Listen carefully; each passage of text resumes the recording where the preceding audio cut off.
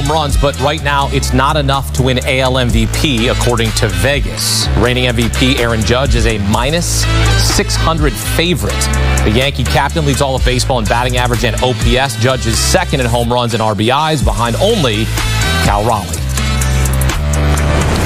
Welcome in former Marlins president David Samson, who helped the club win the 2003 World Series, here to hand out his midseason awards. AL MVP, midseason, David, Judge or Raleigh? Well, I'm going Judge, and I think it's important to point out we're not midseason, actually, Dermish. We are past midseason. The unofficial way. Okay, that's what you always have to say. If you want me to give the context, it's the unofficial midpoint of the season. I love it. Listen, here's the thing with Aaron Judge. This season, it's historic. Now, I agree that Raleigh has been unreal and hitting 38 homers before the break. Only Barry Bonds has more back when he was doing things. But the reality is that Aaron Judge is more than home runs, while Raleigh is a catcher. But what Aaron Judge is doing is anchoring a lineup and doing things that we don't see right-handed hitters do. He's hitting for power. He's hitting for average. He's hitting 355. That's almost 100 points greater than Raleigh. There is no scenario that I see where Raleigh can overtake Judge unless two things.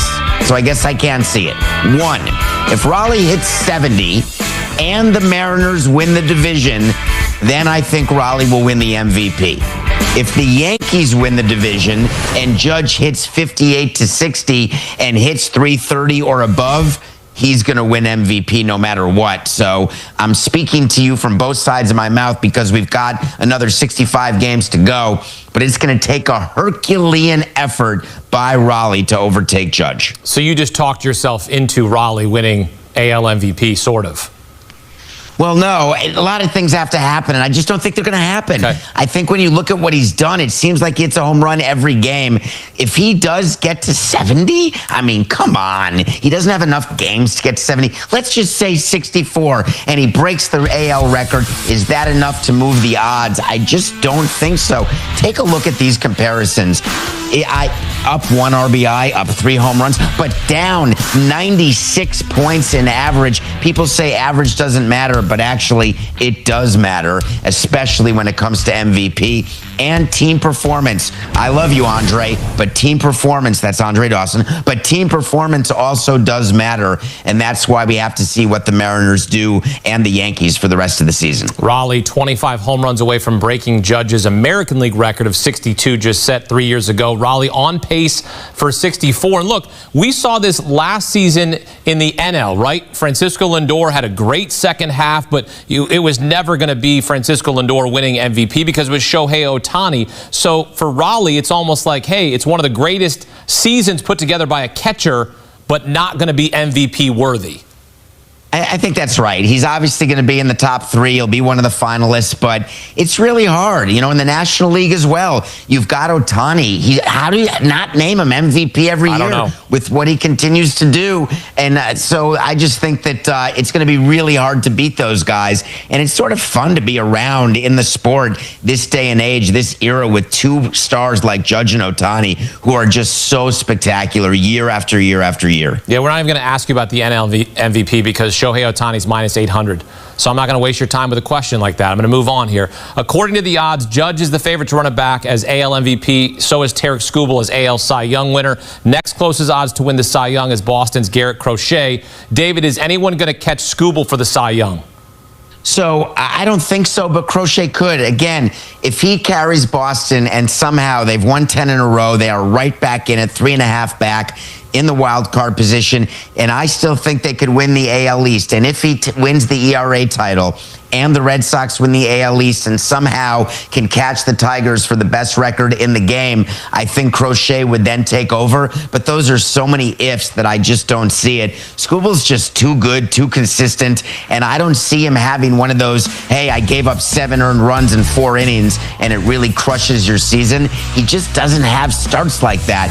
Take a look at what he does. Having command, having the ability to get strike 3, having the swings and misses that he gets. And I don't want to take away from Crochet. Another great acquisition by Craig Breslow, the embattled Craig Breslow, who's having a redemption tour post-Devers, which I'm loving watching, but I think Skubal's got it in the bag. Yeah, it's going to be a tough start to the second half for the Red Sox on the road against the Cubs, Phillies, and then home against the Dodgers. That could, I know it's 10 games, but it could essentially make or break their season there at the beginning of the second half of the season, even though unofficially we're already halfway through. Skubal can be the first pitcher since Pedro Martinez in 1999 and 2000 win back-to-back AL Cy Young Awards. The last pitcher in the NL to go back-to-back was Jacob deGrom in 2018-2019. The odds much closer in the senior circuit. I don't know if people still call it the senior circuit, but I'm old enough and I'm going to still call it that. Zach Wheeler's the favorite at -125, followed by Paul Skeens at -105. Wheeler, twice a runner-up in 2021 and then just last year. David, is Wheeler your midseason winner, or are you looking at Skeens? Yeah, so Skeens is the popular pick here because he's starting the All-Star game for the second year in a row, and he is obviously the super celebrity. And he, we talk about the fact that he can't get wins, and people say they don't care about wins. People were saying Don Kelly could be manager of the year, and then they started losing again as they do. I just don't think you will give the Cy Young to Skeens because Wheeler, what he's done, it's almost like a career achievement award. And the Phillies, who go into the break, with a half-game lead, I think, over the Metropolitans. Correct. If he carries them to the NL East title and continues on with having the performances, leading that staff, and they've got, obviously, 3 All-Stars sort of on the staff, and Nola, who just isn't good this year, but he was.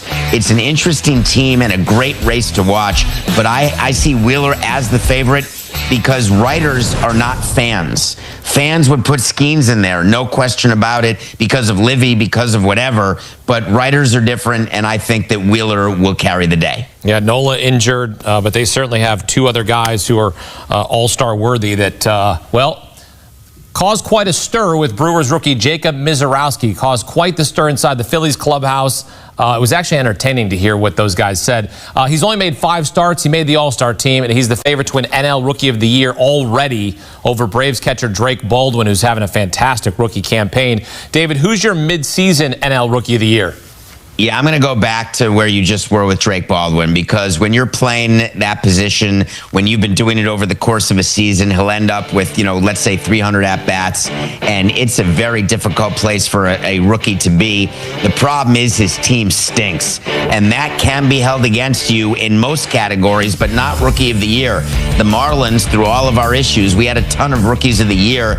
It certainly doesn't mean you're, Hall of Fame trajectory. I miss you, Chris Coughlin, but what it does mean is that you've had a great first campaign, and I think what Baldwin's done we shouldn't overlook. Now, think about what happened here with the Brewers. They are a team that is challenging for the best record in baseball. Somehow Matt Arnold, who should be Executive of the Year, continues to bring the Brewers victories in the face of defeat. Catching the Cubs is not out of the question.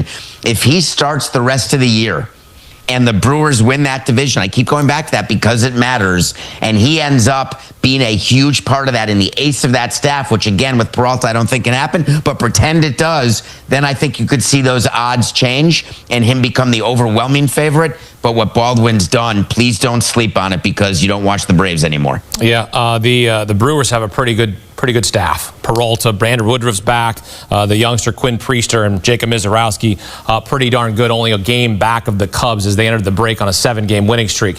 Your popular catchphrase, it's just business, it's nothing personal. Who's been the biggest disappointment of the first half?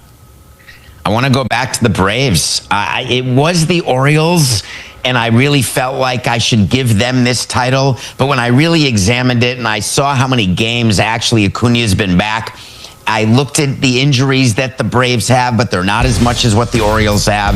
And I thought that the Braves would be able to better withstand the injuries. And when they got back to 500, the reason they win this award is they climbed out of their 0-7 hole, trying to become the first team ever to make the postseason after 0-7, even to have a winning record. And guess what? They got there, and then they absolutely couldn't win a game. And they're back to, I think, Dermish, they're 11 under right now, or 9. The 11. 22 and 53 or 43 and 52. They lost sight of the Marlins, for crying out loud. Forget the Mets and Phillies. So for me, the Braves season is done. Whether or not Alex will sell should be your top story for the trade deadline, because he's got all those guys locked up. So he knows who he's in bed with. And the question is, does he still believe in them? Or is this year an aberration? Or is this, we may have made some mistakes. Can someone help us get out of it? So I'm fascinated over the next 2 weeks watching what the Braves do. Well, according to history, their season was over in early April. The Braves started the season 0-7. No team has ever started a season 0-7 and made the playoffs. Dunzo. David Sampson also. Dunzo here on HQ. Thanks, David. Here's a look at the odds to win the World Series. Dodgers are the favorites to run it back at plus 210. Ooh, look at the Tigers at plus 700. I know they've been playing some good baseball, one of the best records in all of baseball. And they're right there. I don't like the Tigers to win the World Series. I just don't. Dodgers. I don't even see the Red Sox on here. They could be a dark horse if they can start the unofficial second half on a roll. But again, a tough start to the second half for Boston on the road against Chicago, Philadelphia home against the Dodgers. We haven't seen a team win back-to-back World Series titles since the Yankees won 3 in a row from 1998 to 2000.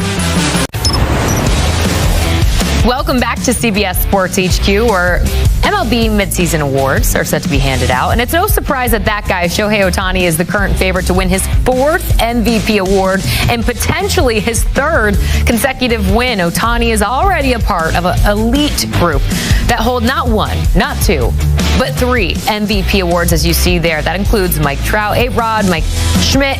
But now he has a chance to really separate himself and get closer to the only guy who has more awards than him, the great Barry Bonds at the top there with 7 MVP awards. For much more on Major League Baseball's midseason awards, let's go ahead and say hello to our own Julian McWilliams. Julian, great to see you. You know, most people would get sick of handing the same award to the same player every single year, but I would have to disagree. Where do you stand on this year's NL MVP award and who deserves it? You know what? I think at this time it is Ohtani, but there's a little for me to just be desired. There's a little for me it's not all the way there for me, because in some sense this has been the year where his average is a little bit down, right? The OPS is not what we're used to, and he's now getting back to pitching again. But I will say this, I think that if you look at it in its totality, you got to go with him, right? You have to, and I think the pitching is only going to make it better. And the NL, it just hasn't been that competitive in terms of a race. I don't think, Acuña's been out for a while. Obviously he's back now. Fernando Tatis got out to a great start. Now he's sort of lagged a little bit. So Ohtani's a clear favorite right now. How about in the AL? Who are you rolling with, and are you in favor of the odds makers picking Aaron Judge here? You got to go Aaron Judge, and I think this is incredible. I always say I thought he was a guy that would hit, 250, 260 with 30 to 35 homers when he first came up and strike out a lot, and you would take that. That's an all-star. That's a premier player. But the fact that he's been able to do it, Jordan, with average, with power, his ability to play the outfield, I think his outfield play doesn't get enough respect. I think he's in line to win his first Gold Glove. He's on pace to hit 55 homers. He's hitting 356. So if you're looking at those numbers and you're saying he's not going to win the American League MVP, you're crazy. He's definitely going to win it. Not much up for debate in that category. Let's now get to the Cy Young Award, starting in the AL here. Tell us why Tarek Skubal is on his way to his 2nd straight. You got there before me, huh? So yeah, absolutely. No, Tarek Skubal, I think he's gonna win. He's gonna win the Cy Young, or should at least he's in line to right now. 0.83 WHIP. Is a guy that's a dog out there. He goes the entire way a lot of times for complete games. He's a guy that you can depend on. And by the way, the Detroit Tigers, one of the best teams in baseball. He's totally changed that culture there. It's not just about him being the most valuable player for a team. I think it's about him being the most valuable player for an organization. And from an organizational standpoint, he's the guy. I mean, you're looking at him. He's 10-3, 2.33 ERA, 0.83 WHIP, 153 Ks, and 121 innings pitched. That's my Cy Young winner right now. All right, now switching gears to the NL here. A few players in contention here, but who are you rolling with? I know most people say Paul Skeens, but I got to go with Zach Wheeler. He's been my guy this year playing for the Phillies. The Phillies are a team that's been up and down this year, right? Their offense hasn't been there. But what's kept them in line this year has been their pitching. And more importantly, Zach Wheeler. I saw him pitch 2 weeks ago against the Padres. They couldn't touch him. He's just that elite of a player. And if you're looking at his numbers, a 2.36 ERA, 0.86 WHIP, 154 Ks, and 122 innings pitched. He leads the league in 11.7 strikeouts per 9 innings. He's the guy. And if you're looking at a guy that you want to just see perform on a night-to-night basis, I know it's Paul Skeens. I know everybody, he's a shiny new toy. But don't forget about that 35-year-old in Zach Wheeler. That's an interesting pick. I like it, though. Lastly here, Rookie of the Year awards. Let's hand them out in the National League. This one seems like a bit of a layup. Yeah, in the National League, you got to go with the Jacob Mizorowski. I hope I pronounced his last name right, but he's been a special player. I don't think he should have been an All-Star, right? But if you're going to give him the All-Star game appearance, you at least have to give him the National League's Rookie of the Year award. He's been that amazing, that electric, and that team is playing really, really well under Pat Murphy. He's done a really, really good job with him, and just from a stuff standpoint, I mean, he's up there with Skeens. Lastly, in the American League, who earns your Rookie of the Year award? Yeah, people don't know this guy because people don't really cover this team like that, and I understand they're in Sacramento playing in a minor league stadium, but you got to go with Jacob Wilson, right? He's hitting .332. And the A's do a great job at developing their young players. They don't keep them, but they develop them, so you got to go with Jacob Wilson. You know, I'm being told we're bringing out the receipts here from the control room, Julian. You picked Gleyber Torres to win Comeback Player of the Year. I'm told that we got to give some flowers your way. Hey, give them out. I'll accept all of them. I'll accept all of them, Jordan. I love it. Julian McWilliams joining us live here on CBS Sports HQ as we get set to hand out some mid-season MLB awards as you take a look at all of Julian's picks there. Shohei Ohtani, yet another one. Just add it to the list. Aaron Judge, the AL MVP. Eric Skubal, AL Cy Young Award winner, back-to-back there. Zach Wheeler, we'll see if that one comes to fruition here. Mizorowski, though, the Rookie of the Year for the National League, and then Jacob Wilson, AL Rookie of the Year.